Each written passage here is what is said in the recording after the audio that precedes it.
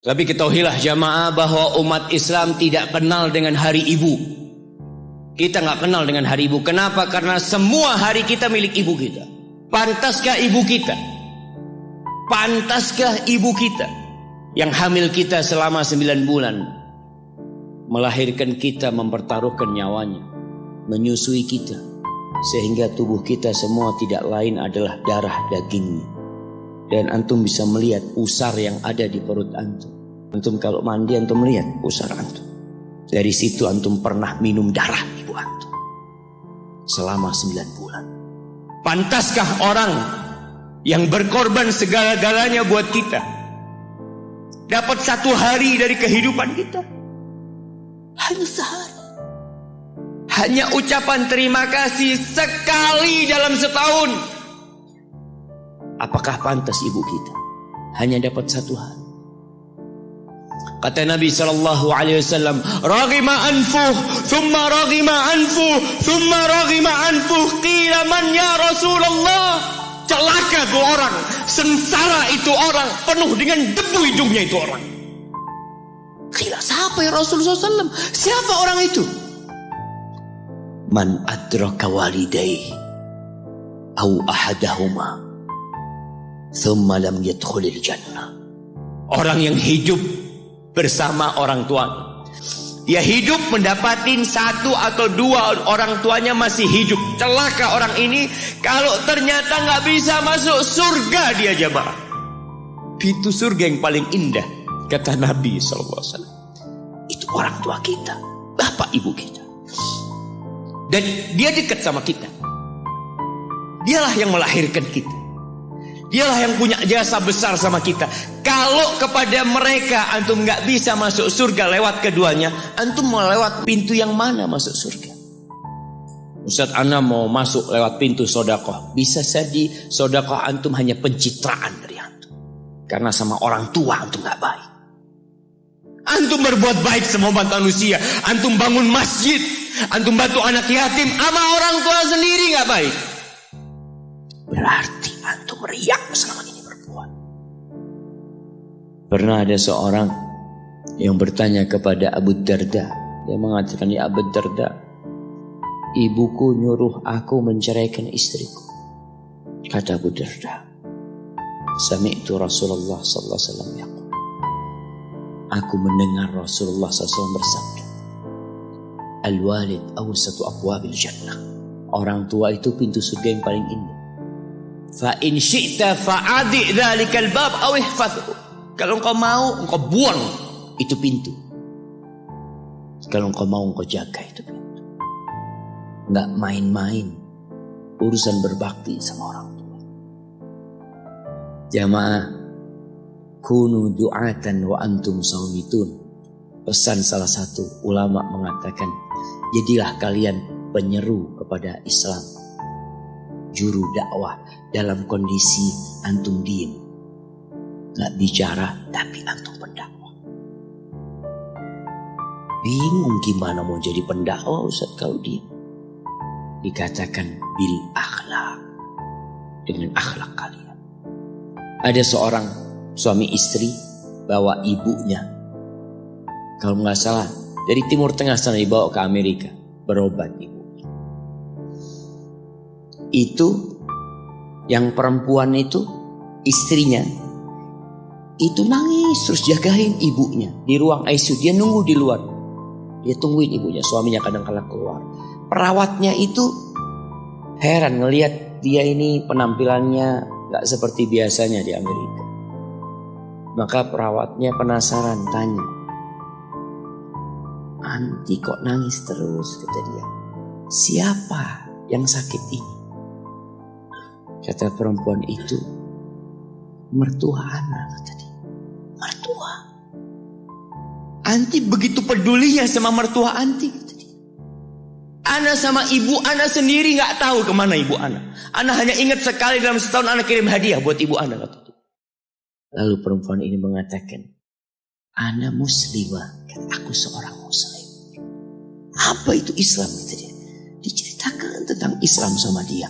Akhirnya wanita ini tertarik untuk masuk Islam. Dikasih buku, berangkat ke Islamic Center, masuk Islam jamaah. Hanya melihat akhlak seorang muslim berbakti kepada orang tuanya. Hanya melihat. Dia nggak bicara apa-apa. Ahibati fillah. Di surat Al-Ahqaf ayat 15 nanti dibaca. Karena kita itu disuruh membaca sama Allah.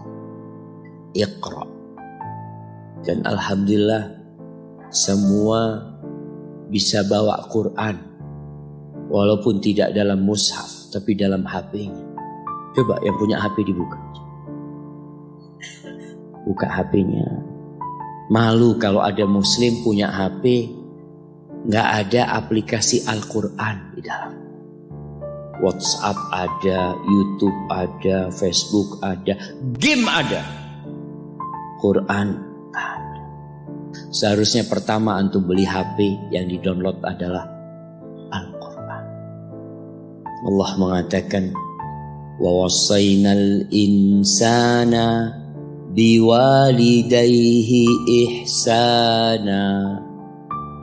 Kata Allah, kami mewasiatkan kepada manusia, memerintahkan kepada manusia agar berbuat baik kepada kedua orang tuanya.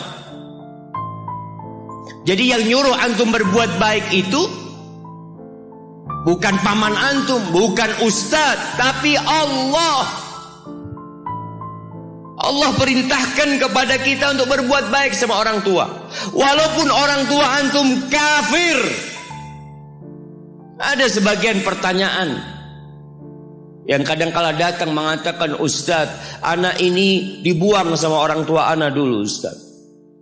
Anak punya bapak menceraikan ibu anak. Ibu anak akhirnya bekerja, bapak anak bekerja, anak dititipkan ke kakek dan nenek. Sekarang ketika anak sukses, bapak ibu anak ingin anak berbakti sama dia. Subhanallah, yang nyuruh antum berbakti bukan bapak ibu antum, tapi yang menciptakan antum yang nyuruh antum berbakti. Cukup tubuh antum itu berasal dari darah orang tua antum. Lalu antum berpikir gak mau berbakti sama orang tua. Yang orang tuanya jahat sama dia, merasa dizalimin sama orang tua. Orang tua anak pilih kasih Ustaz. Orang tua anak seperti ini, seperti itu. Iya, seburuk apapun orang tuamu, tetap itu orang tuamu. Dan Allah nyuruh kamu berbuat baik sama orang tua. Ada seorang syekh cerita dalam salah satu ceramahnya, cerita tentang seorang dokter perempuan di Arab sana. Ada seorang anak lelaki bawa ibunya. Ibunya ini gila. Anak-anak muda, belum nikah. Dia bawa ibunya. Nanti ibunya tersenyum sendiri, ketawa sendiri. Masuk ke ruang dokter itu, mejanya dokter diputerin sama ibunya. Anaknya minta maaf, ya dok, kata dia. Sekali-kali nanti ngeliat di televisi dokter itu ada gambarnya Ka'bah. Ibunya ngomong, mat kau bohong sama ibu, katanya mau dibawa umroh ibu, kata dia. Nanti diludahin anaknya, digigit anaknya. Nanti kerudungnya ibunya terbuka, dipasangin lagi. Itu dokter tanya sama anaknya, ini siapa? Ibu anak, kata dia. Sejak kapan dia seperti ini? Sejak lahir. Loh, terus gimana engkau bisa lahir? Iya, sama kakek anak, ibu anak dinikahkan. Tapi 10 bulan ceraikan. Ya karena seperti ini, Pak. Anak lahir dari rahim ibu anak. Dan seperti ini kan? Iya, kata dia. Engkau berbakti sama dia, kata dia. Dia kan gak kenal sama engkau. Iya, dia gak tahu sama anak. Tapi Allah tahu kalau dia ibu anak kan. Allah tahu kalau dia ibu anak. Anak harus berbakti. Ditanya, ibumu sakit apa? Ibu kena gula, kata dia. Kena ini. Setelah dikasih resep, itu dokter cerita Pasiennya keluar, ditutup pintunya. Dokter ini nangis. Dia mengatakan, ana sering dengar ceramah tentang birrul walidain. Ana sering mendengarkan tausiah ustaz tentang berbakti kepada orang tua. Tapi ana baru sekarang melihat kebaktian seorang anak sama orang tuanya. Ibunya gila, dia tetap berbakti. Dan dia mengatakan, iya ibu ana gak tahu sama ana, tapi Allah tahu kalau dia ibu ana. Apapun yang dilakukan orang tua kita, apalagi ibu. Allah katakan, hamalathu ummuhu kurha wa wada'athu kurha. Ibu kita, hamil kita itu dalam kondisi yang sulit. Ada ibu yang harus bed rest demi anaknya lahir. Demi kita lahir, ibu kita itu bed rest. Capek dikit keluar darah. Ada yang harus hamil kita dalam kondisi dia ditinggal sama suami. Dia harus cari nafkah sendiri. Lalu kita berdiri buat ibu kita, capek. Diceritakan seorang, ya kita semua tahu ceritanya, tentang 3 orang yang masuk ke dalam gua. Kemudian gua itu tertutup dengan batu yang menggelinding. Lalu mereka bertawasul dengan amal soleh mereka. Salah satunya yang mengatakan, ya Rabbi, Allahumma, ya Allah, aku punya 2 orang tua. Aku punya 2 orang tua yang aku senantiasa memberikan susu kepada keduanya sebelum keluarga yang lain minum susu. Dia sudah menikah, dia punya istri, punya anak. Pada suatu hari, ya Allah, aku kejauhan cari rumput, sehingga aku balik dalam kondisi orang tua sudah tidur. Maka aku peraskan susu buat keduanya, ya Allah. Allah tahu, tapi dia mau cerita sama Allah. Dia ingin tawasul dengan amal soleh dia. Lalu aku taruh di wadah. Aku datang ke bapak ibuku, mereka tidur. Maka aku berdiri di hadapan kedua. Bukankah bisa dia taruh di sebelah meja ibunya susu itu? Dia ambilkan meja, taruh di sana, dia bisa tidur. Dia sudah berbakti sama orang tuanya dengan seperti itu. Tapi anak ini tidak. Aku berdiri, ya Allah, aku gak ingin membangunkan keduanya. Dan aku terus berdiri, aku pegang itu susunya. Sampai mau subuh bangun, aku serahkan kepada kedua. Anak-anaknya nangis minta susu. Kata dia, lah, sampai bapak ibu aku minum. Kalian jangan minum. Kita kadang-kala sudah menikah lebih peduli sama istri kita, lebih peduli sama anak-anak kita. Nggak ada hadis yang mengatakan anak itu pintu surga, jemaah. Yang ada itu orang tua pintu surga. Kita peduli sama anak-anak kita. Beli oleh-oleh buat istrinya. Ditelepon istrinya mau apa, kepingin apa. Pernahkah engkau telepon ibumu? Tanya, Umi kepingin apa, Umi? Ana lagi dalam perjalanan, Umi. Jangan. Itu anak, Masya Allah, dia berdiri. Kenapa dia kuat, jemaah? Karena dia tahu Allah yang nyuruh dia berbakti. Mungkin tidak ada yang melihat berdirinya dia, tapi Nabi ceritakan berdirinya dia. Dari malam jamaah sampai pagi, berapa jam dia ingat, ibuku hamil aku 9 bulan. Capek, tidur gak enak, makan muntah. Lalu kita lupa, jemaah. Kita sok sukses, mungkin engkau lebih sukses dari orang tua. Tapi kalau nggak ada bapak ibu, engkau nggak akan pernah lahir di muka bumi. Allah ceritakan ibunya hamil dia. Wa wada'athu kurha, dan melahirkannya dalam kondisi sulit. Kadangkala perut ibu kita itu disobek demi kita keluar dari perut ibu kita. Antum meninggalkan luka di ibu. Itu dijahit. Kalau antum anak ketiga, Allahu Akbar. Berapa kali dibelah perut ibu kita coba. Tubuhnya jadi jelek gara-gara kita. Tapi dia gak peduli, yang penting antum lahir dengan selamat. Kalau ibu kita dikasih pilihan, ini gak bisa diselamatkan dua-dua, salah satunya akan meninggal dulu. Kira-kira apa kata ibu antum?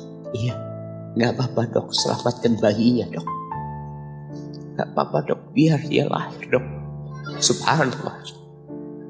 Berapa banyak ibu yang meninggal dunia ketika dia melahirkan anak. Wa hamluhu wa fisaluhu 30 syahra. Hamilnya dan menyusuinya itu 30 bulan. Artinya bukan ketika antum lahir selesai lelahnya ibu kita. Memang ketika antum lahir dengan selamat, Allahu Akbar, ibu itu lupa dengan rasa sakit dia 9 bulan. Ibu itu lupa dengan jeritan dia mengeluarkan kita ketika kesakitan. Itu lupa. Dia tersenyum, dia bawa anaknya, ditaruh di dadanya. Allahu Akbar. Kalaupun ada air mata yang menetes, itu air mata kebahagiaan orang tua dengan hadirnya kita di muka bumi ini. Lalu kita bisa berjalan. Kita gak bisa apa-apa lahirnya. Allah rekam kebaikan ibu kita. Kita disusui sama ibu kita. Berapa bulan? 2 tahun. 24 bulan khusus. Mungkin ada yang kurang, mungkin ada yang lebih. Tapi yang jelas kondisi kita tidak bisa berbuat apa-apa. Kita hanya bisa menangis jemaah. Antum lapar menangis, buang kotoran menangis. Siapa yang datang membersihkan kotoran antum? Ibu antum. Yang gendong antum siapa? Ibu antum. Dia susui. Subhanallah, sampai anaknya agak besar sedikit, diajari bicara sama ibunya, diajak ngomong sama ibunya, diajarin berdiri sama ibunya, diajarin berjalan sama orang tuanya. Allahu Akbar. Kemudian ketika antum sukses, antum berangkat ke luar negeri, antum berangkat ke luar kota, meninggalkan kedua orang tua antum, boleh, asalkan dengan ridho orang tua antum. Kalau ibu antum telepon, antum kuliah sampai sukses jadi pengusaha di sini, ibu antum di kampung telepon, nah ibu ingin kau balik ke kampung. Jangan pernah mengatakan, Bu, anak kerjanya di sini, Ibu. Saya ditugaskan di sini. Tinggalkan semua pekerjaanmu, pulang ke rumah. Ustaz, gimana dengan istri dan anak-anak anak?